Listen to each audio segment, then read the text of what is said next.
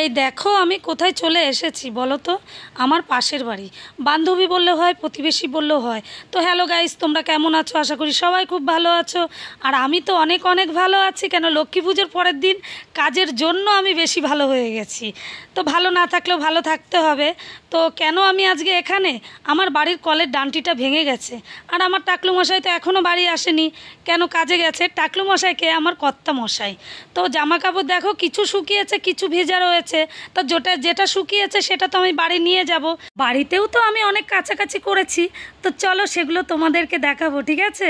আর এদিকে তো প্রসাদ খাওয়ার জন্য যারা যারা নিমন্ত্রণ করেছে, সত্যি কারুর বাড়িতেই যেতে পারিনি।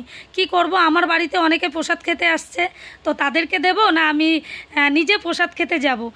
বাড়ির রাস্তাটা চলো তোমাদেরকে দেখাবো, ঠিক আছে?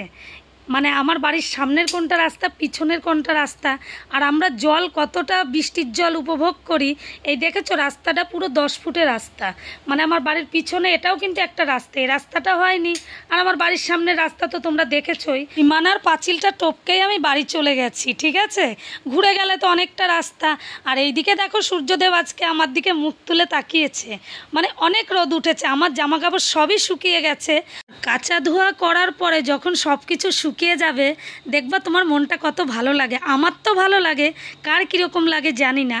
আর এই দেখো, আমার ঠাকুরের বাসন কোসন সবই মাজা কমপ্লিট, কিন্তু আমার রান্নাটা একদমই কমপ্লিট না, আনকমপ্লিট রয়েছে। আর এই আনারসটা দেখো আমার কর্তামশাই নিয়ে এসছে। তো এখন তো আনারস খাওয়া যাবে না, আমি রান্না করব না, আনারস কেটে সবাইকে নিয়ে খাবো। তো যাই হোক, আর এই ভোলা মাছটা কিন্তু আমি সকালে রান্না করেছি, বললাম না রান্না অর্ধেক হয়েছে আর অর্ধেক হয়নি। আর এই এখন শুধু এই ইলিশ মাছটাই করবো, আর কিচ্ছু করব না। শরীরটা এখন এত ক্লান্ত লাগছে, আমার আর রান্না করতে ইচ্ছে করছে না, কিন্তু রান্নাটা তো করতেই হবে। আর এক দিদিভাই এসছে আমাদের বাড়ি, নতুন অতিথি। নতুন না, আমার কাছে পুরনো, তোমাদের কাছে নতুন। মানে আমার ছোট ছেলের বন্ধুর মা এসে যখন দেখেছে আমার রান্না হয়নি, দেখো আমি রান্না করছি আর ও আমার সবজিটা কেটে দিচ্ছে। তো যাই হোক, অনেক ভালো লাগলো দিদিভাইকে আজকে দেখে। তো না খেয়ে যেতে দেবই না। দিদিভাই, রান্না হয়ে গেছে, খাওয়া দাওয়া করে তারপর যাও।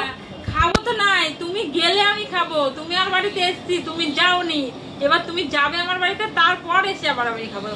আমি অবশ্যই যাবো, মাছ দিয়ে দুটো ভাত খেয়ে তারপর যাও। অবশ্যই খাবো, অবশ্যই খাবো। দিদিভাই যাবে আমাদের বাড়ি, খাবো। তো এই যে দিদিভাই কিছুতেই থাকলো না, চলে গেল। আর খাওয়া দাওয়া সত্যিই করেনি, অনেকবার খাওয়ার জন্য বললাম। তো দিদিভাইয়ের বাড়ি কিন্তু বেশি দূর না, আমার বাড়ির থেকে একটুখানি দূরত্ব, 4-5টা বাড়ি পড়ে। তো এদিকে তো কারুরই খাওয়া দাওয়া হয়নি, ছেলেরও খাওয়া হয়নি, ছেলের বাবারও খাওয়া হয়নি। তো সবাইকে এখন খেতে দেব।